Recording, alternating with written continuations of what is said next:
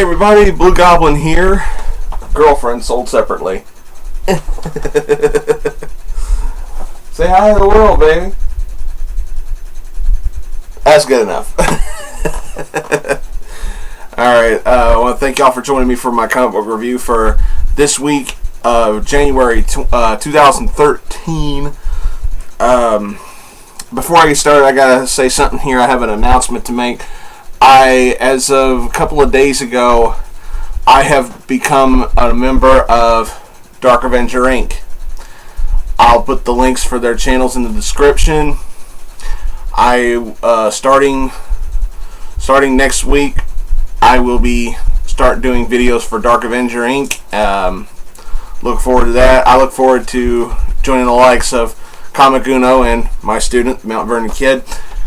I think it'd be good, and I can't wait to get started. I already got a couple of things in mind for what I want to do, and I want to thank Dark Avenger Inc. for inviting me and letting me join their group. Now, with that being said, let's just review some damn books. We're going to start with DC and end with Marvel. We're going to start with my pick of the week. Oh, and it barely made it because a lot of these books were just awesome this week. But pick of the week goes to Batgirl number 16. Hell, that damn cover alone is awesome. Gail Simone, Ed Benes, or Benz. I've heard it pronounced two different ways. I say Benes. If I got it wrong, I'm sorry. First of all, once again, I gotta say that cover is just creepy as hell. It's so creepy, it's awesome. But this is the continuation of the story involving Batgirl's involvement with Death of the Family. I gotta, Chris, my student, he was right. I mean, this has been some of the most unpredictable sickness and twistedness from the Joker that I have seen in God knows how long. I mean, damn, how far is this sick bastard willing to push it? I mean, all the stuff that he's done to Barbara, and all the shit that she's got to go through.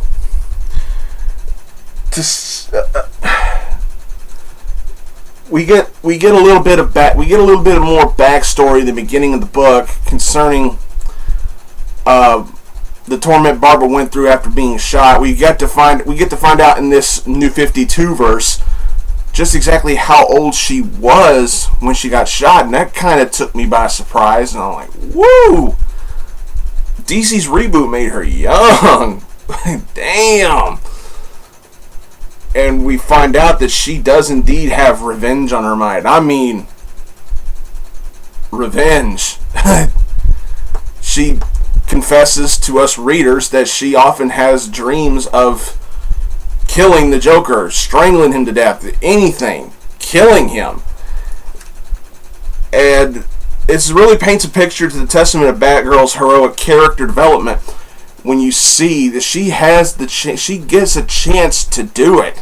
She gets a chance to fulfill her dream of killing the Joker, and shouldn't really surprise you that she decides not to do it, because is that what a hero does? No. And it's the stuff that Joker says in here, the stuff that he does, it's so refreshing to see Joker this sick and this demented again, not to mention very intelligent. And the interaction between him and James Gordon Jr. was really sick and was very, very well done. And this issue also painted a picture of how sick Barbara's brother, James Jr., really is. And God, he's a good liar. He's a really good liar. I mean, this issue was awesome. Cover to cover, a joy to behold. It's some of Gail Simone's best work for this series, and thank God DC didn't completely get rid of her. She'll be back around issue 19, I believe. But awesome stuff. Much better than I thought it was going to be. I'm not going to say anything more. I don't want to ruin any of the story for y'all in case y'all haven't read it yet. You alright back there, baby? I moved. and you ask if I'm alright. Yeah? Finish your review. She's shy today, folks. No, I'm not. I'm tired. I love you. I love you too. Could you say that any more seductive? Yes, I can. This is a family show, folks. We gotta remember that. Moving along. Got Batman number 16. As good as that Batgirl cover was, this one was even better. I mean, this has probably got to be the best cover of the week. Yeesh. Sick motherfucker. Scott Snyder. What was it that Chris said when he talked about Scott Snyder, how he does Batman? I believe, Chris, you put it that when Scott Snyder writes Batman, it rains gold, or is that how you put it? I gotta agree with you on there. I love Greg Capullo's artwork. I mean, I believe I made a comment when this series first relaunched that Greg Capullo's artwork sort of reminds me a little bit of the old Batman the Animated Series animation. Not too much, but just a little bit of it. And you want to talk about a psychological mindfuck, you got this. I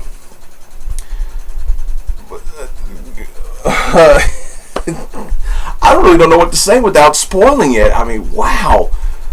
I don't think anybody, I'm not even the Court of Owls was able to get Bruce this wound up. I mean, Batman's looking for Joker at Arkham Asylum. He uses his detective skills to figure out where the Joker could possibly be in the asylum.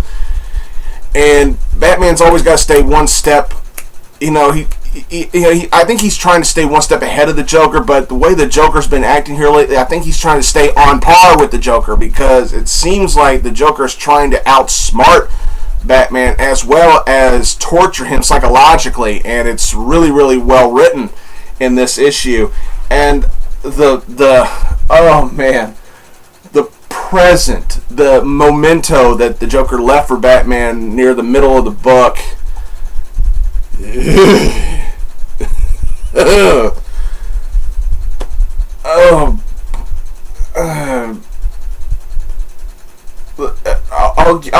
I'll say this. He says he didn't do it alone. He said the doll maker helped.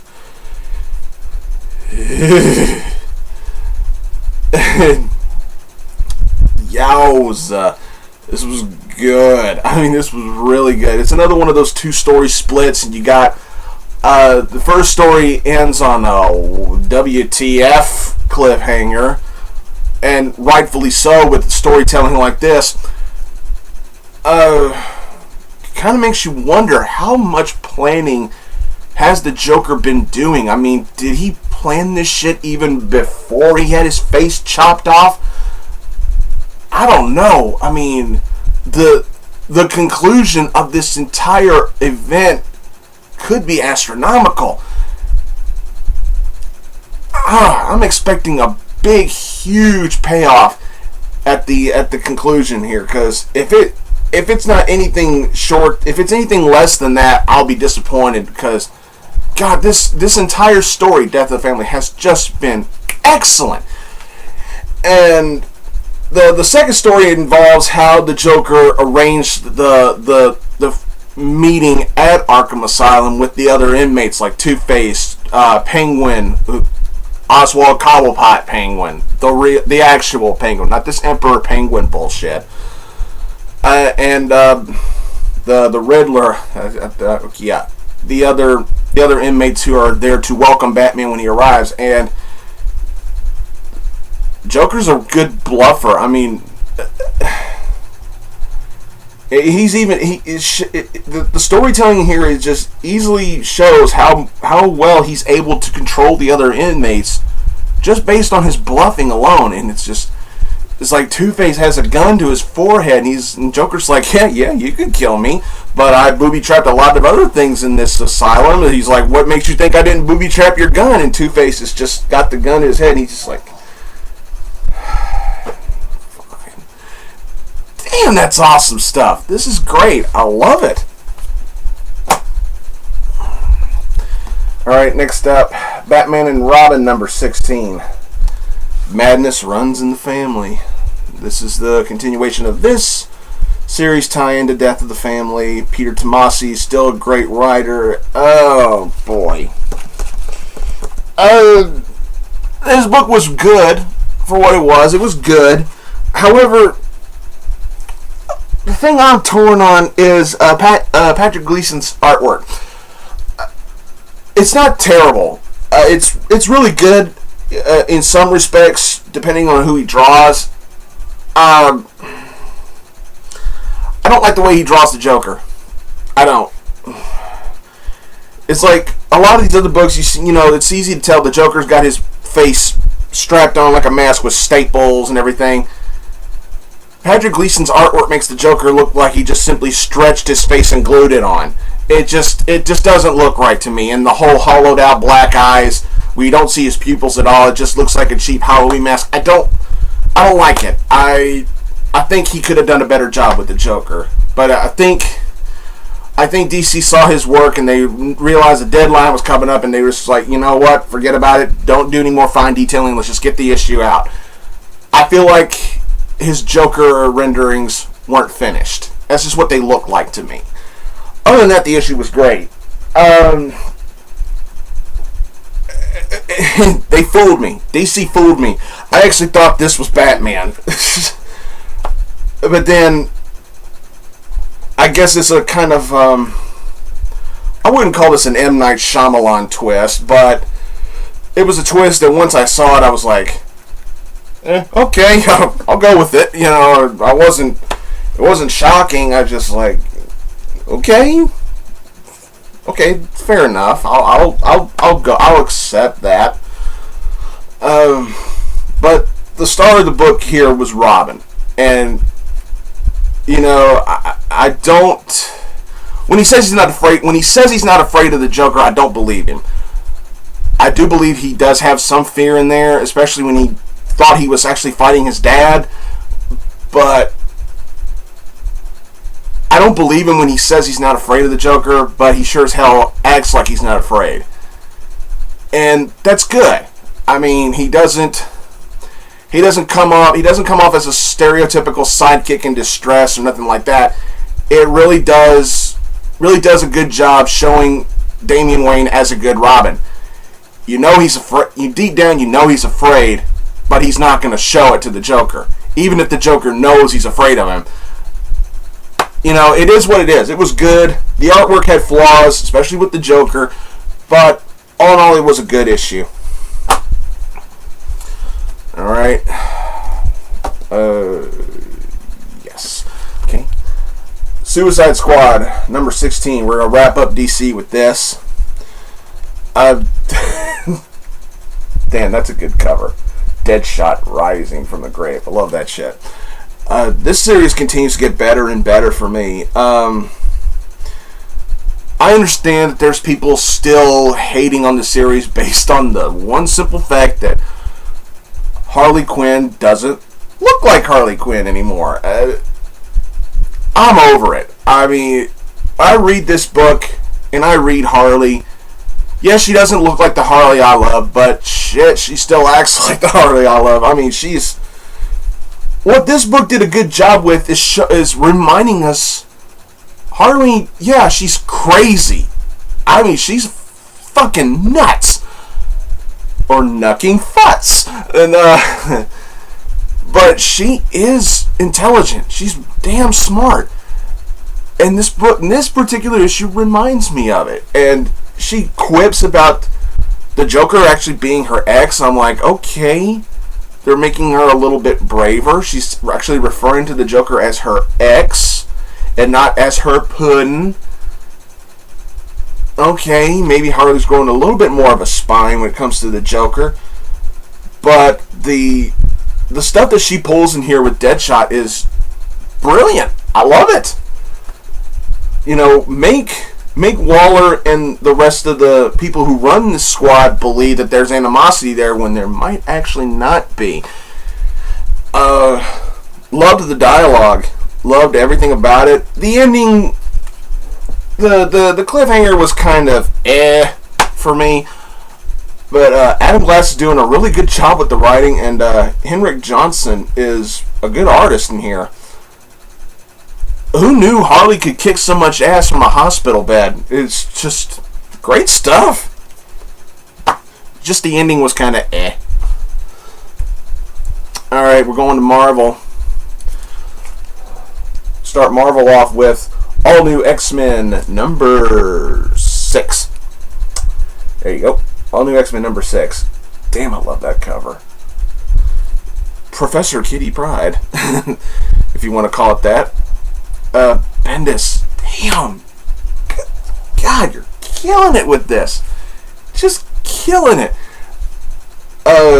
Kitty and Jean are getting to know each other again in here. It's like, because the Jean that Kitty knew is gone, so she's got to get to know Jean all over again with the young Jean. And Jean's being mentally tortured by, her telepathic abilities because she hasn't mastered them yet, and she's like hearing a million thoughts going off all at the same time. And you can really, the way Marquez's artwork depicts the scenes, you could tell she's in just a hell of a lot of pain. All those thoughts, not all of those thoughts are pleasant thoughts, by the way. And it's just bombarded by everything and everything. Boom, boom, boom, boom, boom, boom, boom. There's like a million thought bubbles all over Jean. It's just insane. And of all people to teach her how to repress them and learn how to control them, it's Kitty who's doing this. And it's very well told. And somebody suggests that young Scott, not Dick Summers, but Scott Summers, the young Scott of the original X-Men, he shouldn't be leading. If anybody should be leading, it should be Jean, because she was the one that convinced everybody that convinced the original 5 X-Men, save for Angel, to stay in the future and make sure the mutant genocide doesn't happen, blah, blah, blah, blah, blah. We get a good scene involving young Scott and Wolverine at a grocery store. This is funny stuff to me. Is like Scott's saying, "Is that water over there in bottles?" She's like, in the cashier at the store is like, "Yeah." And Scott's like, "When they start putting water in bottles?" And he starts picking up magazines. He said, he's like seeing his older self causing mayhem. He says, "How much is this? I'll take it." She's like, $4.99. He's like, $5 for a magazine? It's just great stuff. I love that stuff. Bendis really hit it here with the semi-unintentional comedy. But all in all, this was a great read. And I saw the end, and my friend Samantha on Tumblr, Finger Fucking Female Fury, you know where I'm going with this. We saw the ending of this issue, and I'm like, yes! Yes! Yes! I'll just leave it at that. Alright. Moving along. Captain Marvel number 9. Kelly Sue DeConnick, you did a good job with the writing, but I didn't like the artwork in here. I thought the artwork on the exterior cover in here was really well done. I love this cover. It looks a bit generic, but it's simple and it's sweet, and I like it. However, the interior art, I didn't like it. I'm sorry. Y'all can hate on me for that, but it didn't work for me. Like the artist, I'm not even going to try to pronounce the name. I'll probably butcher it. The artist is like sometimes the characters got like triangular heads, and like their eyes, instead of being like this, they're like this. They got like wide eyes, triangular heads, and small lips and stuff. No. It's the body proportions when it comes to certain action scenes, it just didn't look right. I couldn't like it. It just. But then again, I have seen worse. Yeah, I've seen worse artwork. But The writing was good. It was good.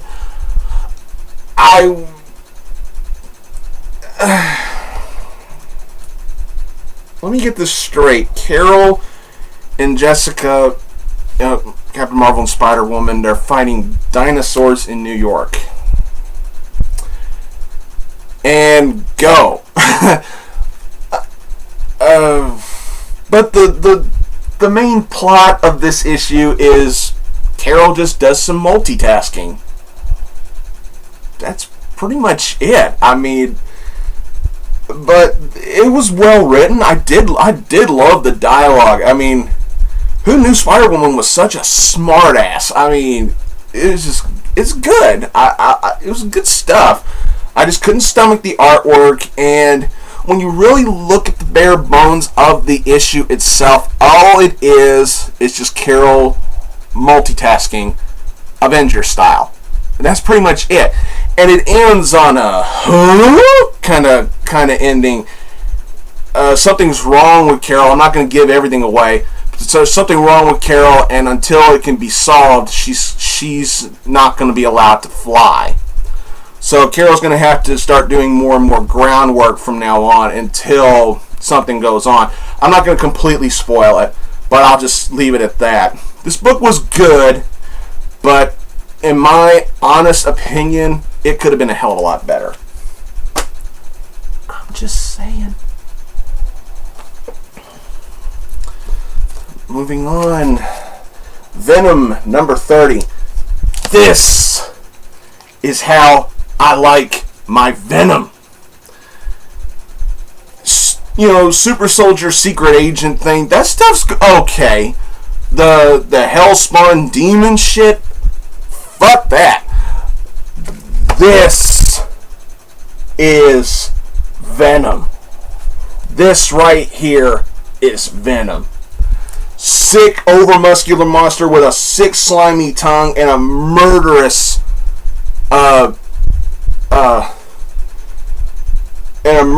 thinking lifestyle. That's Venom. And this issue was so refreshing after that hellspawn shit and seeing Venom constantly getting his ass whipped.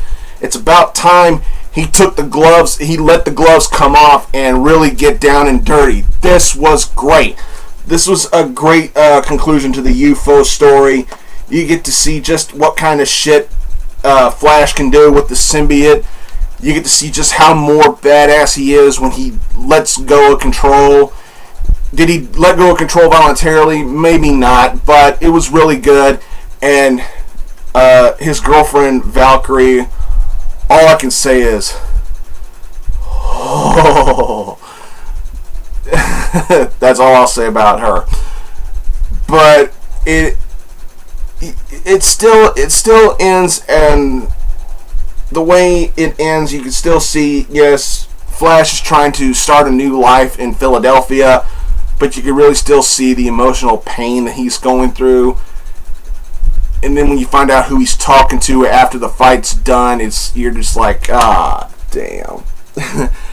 But then the last page, once again, I gotta go, yes! Yes! Yes! Thank you, Marvel! That last page, thank you! Thank you! I'm ready for the next issue. We're ending it on X-Factor 250. First of all, Peter David, God bless you. I'm glad you made it through your stroke and everything. Please, I wish you a speedy recovery. Wish you nothing but the best. You're an awesome writer, and us fans love you, and we hope you get better, man. Props to you. Respect. But Peter David's writing this now. Remember how I was when I reviewed the last issue, and I said we're going into a story where it involves hell and demons and all that stuff. Y'all know how I reacted. I was like, oh no, not more of this. Because I'm getting burned out on stories and characters facing demons from hell and hell spawn monsters and all this shit, the devils, the fires of hell and all that stuff. I got tired of it. And then I read this. Okay, it wasn't blown out of proportion like it was in Venom, or like it would be in Ghost Rider or something like that. It wasn't too blown out of proportion. This was hellspawn fighting done right. I mean, but then again, are you really surprised? It's Peter David writing this stuff, and he has been on X Factor for God knows how long. This is his baby. He knows what he wants to write. I still believe, after reading this, I still believe in my heart that Marvel just said, let Peter David do what he wants on this series. He's been killing it. He's been selling this shit like crazy. Just let him have it, and just let him have his own way. And thank you, Marvel, for that, if that's indeed true. Because, my God, I was going into this issue dreading it. I was thinking, oh God, this is going to be like the Venom story that I had to torture myself with.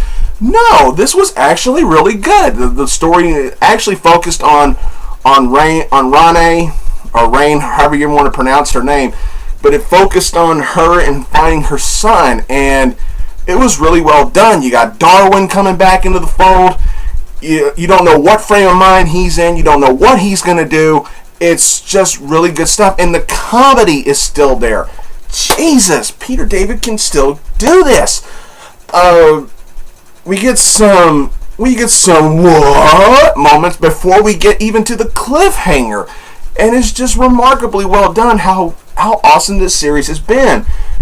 I do wish Peter David a speedy recovery, just based on, no human being should have to go through that kind of shit, and I'm hoping he makes a speedy recovery, because I'm willing to bet Marvel might have to replace him, because it'll probably take him a while to recover. So I'm wondering if somebody else is going to have to write this series until he gets better.